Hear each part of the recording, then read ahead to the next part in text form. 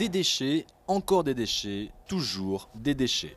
En 2008, 868 millions de tonnes de déchets ont été produites en France, dont 41% en provenance du BTP. Sur ce chantier, le déchet est roi. Nous sommes sur la terre de la ville à déchets, où l'ère du recyclage a sonné. Le matériau principal, c'est la palette, la palox, pardon. La palox. La palox, c'est ça.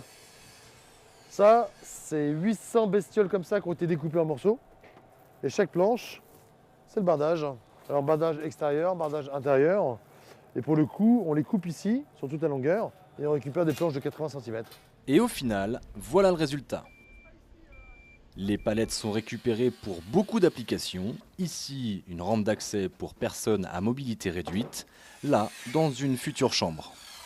Là, c'est encore de la palette qu'on découpe. Pour le coup, tu vas faire quoi avec ça, Guillaume?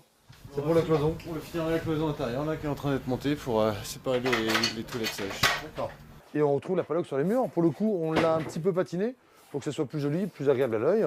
Au plafond, encore de la palette. Et par-dessus, du pare-pluie qui a été réutilisé pour faire une sorte de renvoi de lumière et de chaleur. Pour l'isolation, c'est de la nouille d'emballage.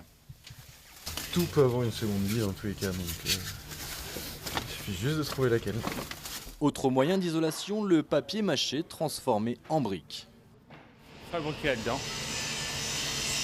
Après, à l'aide voilà les presses qui font ce que deviennent les briquettes.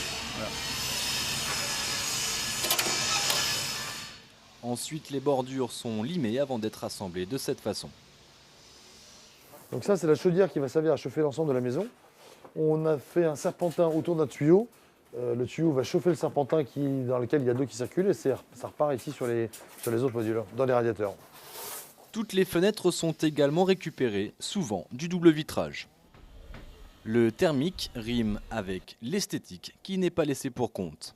Comme la peinture en fait, ne convenait pas aux clients qui avaient sur un nuancier choisi une teinte particulière, ils les rapportent chez les maisons dans lesquelles ils les ont achetés. Et puis à ce moment-là, c'est considéré comme du déchet. Vous l'aurez compris, rien n'est laissé au hasard. Ici, tout est issu du déchet, même la décoration intérieure. C'est un siège qu'on est en train de fabriquer avec du bois de palette et du fer à béton. Et la liste du mobilier est bien remplie. Sièges, bureaux, fauteuils ou encore lustres avec ampoule basse consommation. Des milliers de bénévoles sont intervenus sur ce chantier qui n'aura duré que 35 jours, dont 20 jours de collecte de déchets, soit seulement 15 jours pour tout construire. Un défi pour délivrer un message. Ouais, faut y aller les gars. Nous, ce qui nous intéresse, c'est de faire passer le message qu'aujourd'hui, on utilise pour tout trop de matières premières et qu'à un moment donné, c'est quand même aberrant qu'en 20 jours, on récupère 1300 palettes, 800 palox, 2 ou 3 mètres cubes de plastique et encore, c'est juste anecdotique.